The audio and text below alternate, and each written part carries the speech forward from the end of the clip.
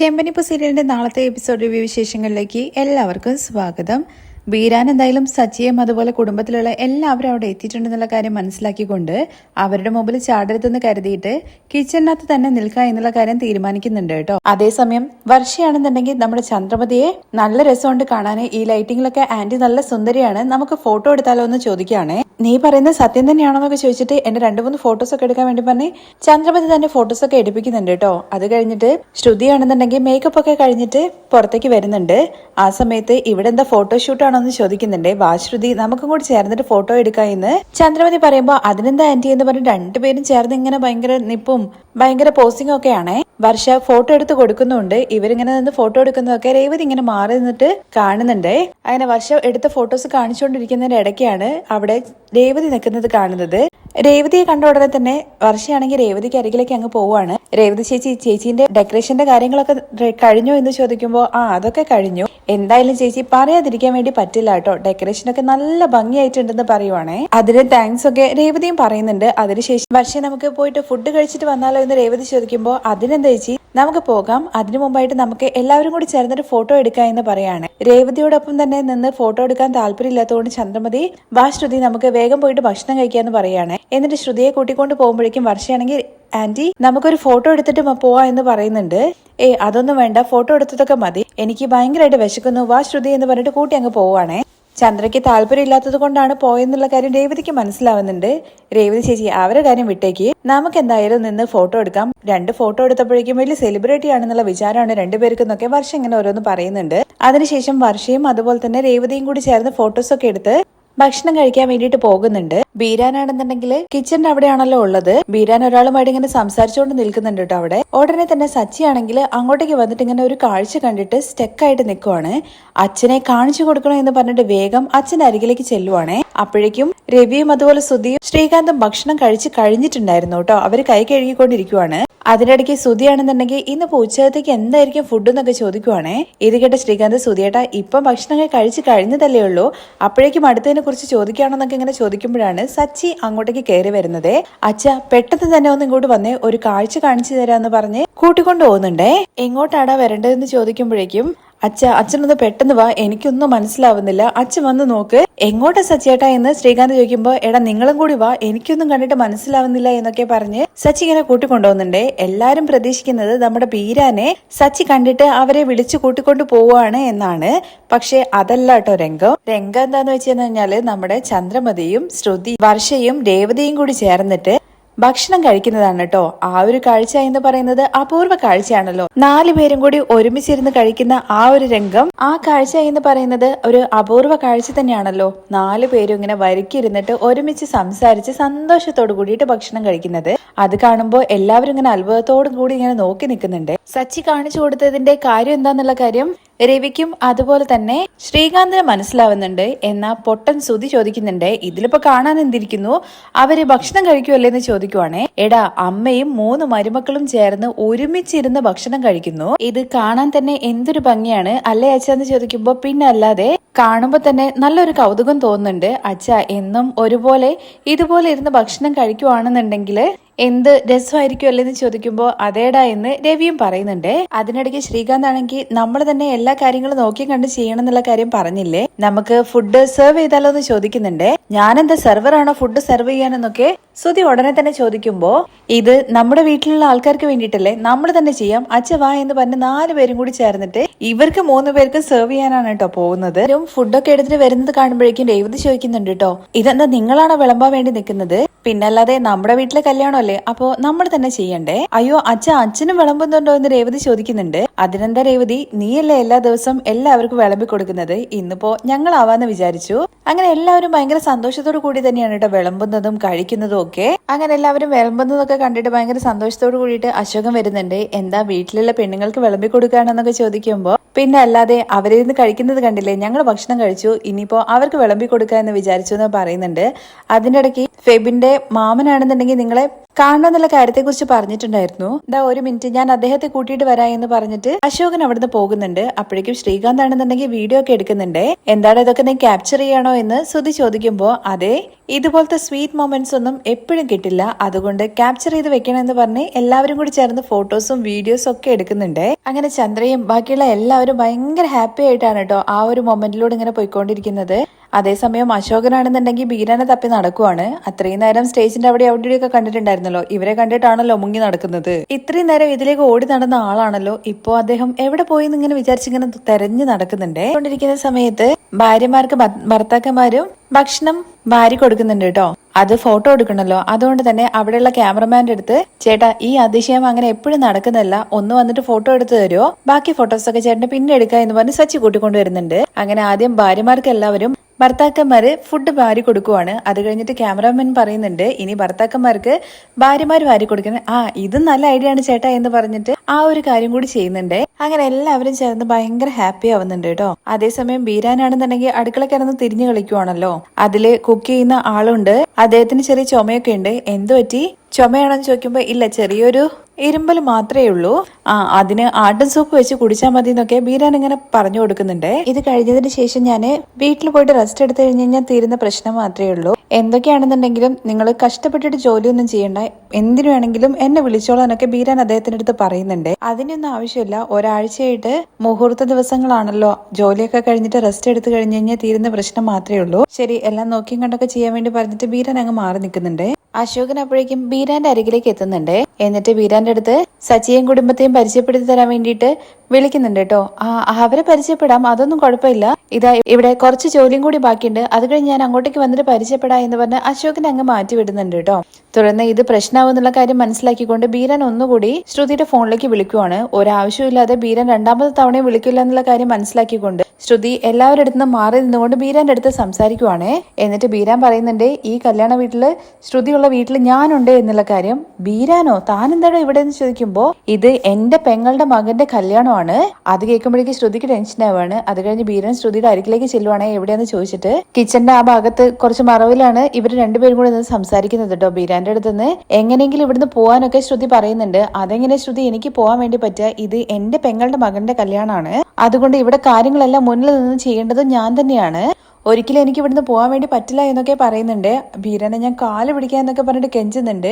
നീ എന്ത് പറഞ്ഞിട്ടും കാര്യമില്ല, ഇവിടുന്ന് എനിക്ക് ഒരിക്കലും മാറി നിൽക്കാൻ വേണ്ടി പറ്റില്ല, ഞാനാണ് മുൻകൈ എടുത്തുകൊണ്ട് ഈ കല്യാണങ്ങളൊക്കെ നടത്തുന്നതെന്ന് പറയുവാണ്. നിന്റെ അമ്മായിയപ്പനെയും അമ്മായിമ്മയും സച്ചിയും രേവതിയും എല്ലാവരെയും കണ്ട സമയത്തായിരുന്നു നിന്നെ ഞാൻ ആദ്യം വിളിച്ചിട്ടുണ്ടായിരുന്നത്. ആ സമയത്ത് നീ ഫോൺ എടുത്തില്ല, ഞാൻ മേക്കപ്പ് ചെയ്യായിരുന്നു എന്നൊക്കെ ശ്രുതി പറയുന്നുണ്ട്. ഇനിയിപ്പോ എന്താ ചെയ്യാൻ വേണ്ടി പറ്റുക എന്നുള്ള കാര്യം രണ്ടവർക്കും മനസ്സിലാവുന്നില്ല. ഞാൻ എന്തായാലും ഇവിടുന്ന് പോകത്തൊന്നുമില്ല, മാക്സിമം അവരുടെ കണ്ണിൽ പെടാതിരിക്കാൻ വേണ്ടിയിട്ട് കിച്ചണിൽ തന്നെ ഒതുങ്ങി കൂടാൻ വേണ്ടി ശ്രമിക്കുക എന്നൊക്കെ ബീരാൻ പറയുന്നുണ്ട്. അത് മതി, കിച്ചന്റെ ഉള്ളിൽ കയറി കഴിഞ്ഞ് കഴിഞ്ഞാൽ പിന്നെ ആരും ബീരാനെ കാണില്ല. അങ്ങനെ ശ്രുതിക്ക് ടെൻഷൻ ഉണ്ടെങ്കിൽ പോലും ബീരാൻ എന്തായാലും കിച്ചന്റെ ഉള്ളിലാണല്ലോ, അവിടേക്കൊന്നും ആരും കയറി നോക്കില്ലല്ലോ എന്നുള്ള സമാധാനത്തിൽ ഇങ്ങനെ നിൽക്കുവാണ്.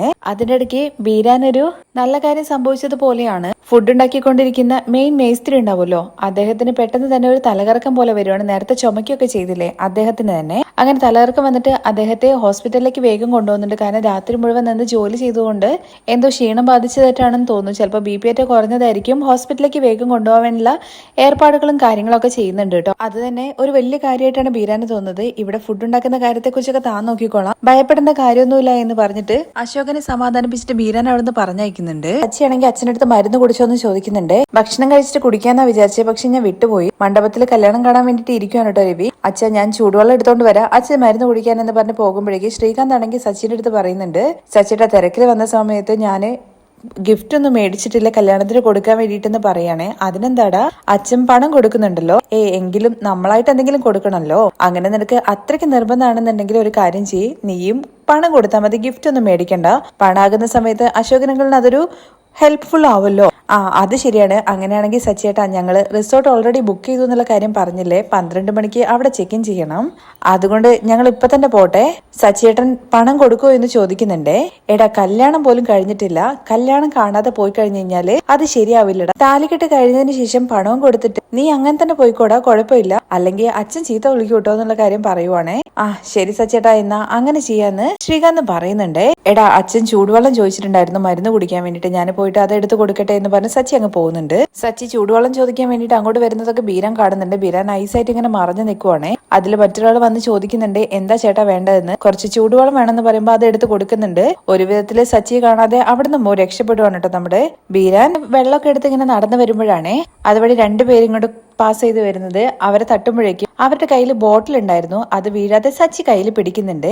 എന്താ ചേട്ടാ ഇത്, കല്യാണ വീട്ടിൽ ബോട്ടിലൊക്കെ ആയിട്ടാണോ നടക്കുന്നതെന്ന് ചോദിക്കുമ്പോ, ഒരു സന്തോഷം നടക്കുന്ന സ്ഥലമാണല്ലോ, അതുകൊണ്ട് കുറച്ച് വെള്ളമടിക്കാണ്ടിരുന്ന എങ്ങനെ ശരിയാവാന്ന് ആ രണ്ടുപേര് പറയുന്നുണ്ട്. ആ സമയത്ത് താഴെ വീഴാതെ പിടിച്ചിരിക്കുന്ന ബോട്ടിൽ സച്ചിയുടെ കയ്യിലാണ് കേട്ടോ ഉള്ളത്. ഇത് സുധി കാണുന്നുണ്ട്.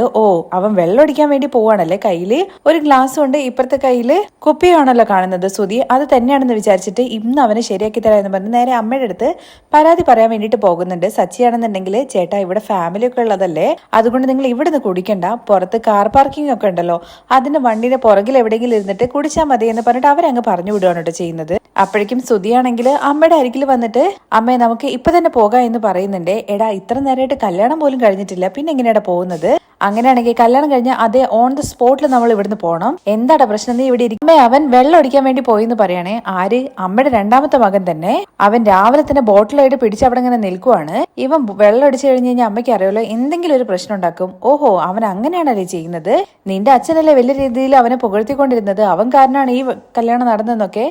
അവൻ വെള്ളമടിച്ചു കഴിഞ്ഞ് കഴിഞ്ഞാൽ ഇവിടെ എന്തൊക്കെ നടക്കാൻ വേണ്ടി പോകുന്നതെന്നുള്ള കാര്യം അറിയില്ല. എന്തായാലും ഇന്ന് ഞാൻ അവനെ ശരിയാക്കി കൊടുക്കാം എന്ന് പറഞ്ഞിട്ട് അച്ഛൻ്റെ അടുത്ത് പോയി പറയാന്ന് പറഞ്ഞ് നേരെ രവിക്ക് അരികിലേക്ക് കംപ്ലൈന്റ് പറയാൻ വേണ്ടിയിട്ട് ചന്ദ്രയും പോകുന്നുണ്ട് കേട്ടോ. അതിനിടയ്ക്ക് ശ്രുതിയാണെങ്കിൽ നിന്റെ അനിയൻ എന്താ ചെയ്തതെന്ന് ചോദിക്കുവാണേ. അവൻ വെള്ളമടിക്കാൻ വേണ്ടി പോവാണ്.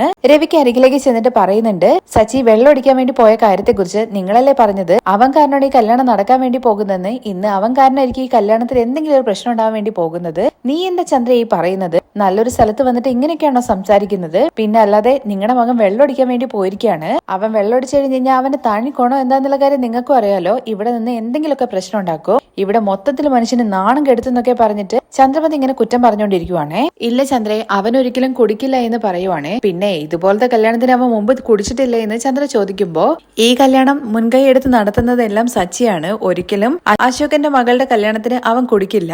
ഇത്രയൊക്കെ പറഞ്ഞിട്ട് രവിയേട്ടാ, നിങ്ങൾക്ക് കാര്യം മനസ്സിലാവുന്നില്ലേ? അവൻ എന്തെങ്കിലും അലമ്പുണ്ടാക്കി കഴിഞ്ഞു കഴിഞ്ഞാൽ നിങ്ങൾക്കും അതുപോലെ നിങ്ങളുടെ ഫ്രണ്ടിന്റെ മകളെ കല്യാണം കഴിക്കാൻ വേണ്ടി പോകുന്നില്ല, അവർക്കും അപമാനമായിരിക്കും. നിങ്ങള് അവന്റെ അടുത്ത് പോയിട്ട് കുടിക്കരുതെന്നുള്ള കാര്യം പറയണം, ഇല്ലെങ്കിൽ നാണക്കേടാവും. നിന്റെ അടുത്താരെ ചന്ദ്ര ഈ കാര്യത്തെ കുറിച്ച് പറഞ്ഞെന്ന് രവി ചോദിക്കുമ്പോ, അവൻ ബോട്ടിലും പിടിച്ചിട്ട് രണ്ടുപേരെടുത്ത് സംസാരിക്കുന്നത് ശ്രുതി കണ്ടു. അവനാണ് എന്റെ അടുത്ത് വന്ന് പറഞ്ഞത്, ഇപ്പൊ തന്നെ അവനെ അടക്കി വെച്ചോ, അല്ലെങ്കിൽ ഈ കല്യാണ വീട് ഒരു ബാറാക്കി മാറ്റും അവൻ. ചന്ദ്രയും അതുപോലെ തന്നെ രവിയും കൂടി സംസാരിക്കുന്ന അങ്ങോട്ടേക്ക് രേവതി വരുന്നുണ്ട്. രേവതിയെ കണ്ടോടനെ തന്നെ സച്ചി എവിടെയെന്ന് ചോദിക്കുവാണേ. എന്താച്ചാ അച്ഛന് എന്തെങ്കിലും ആവശ്യമുണ്ടോ സച്ചേട്ടനെ കൊണ്ടെന്ന് ചോദിക്കുന്നുണ്ട് രേവതി.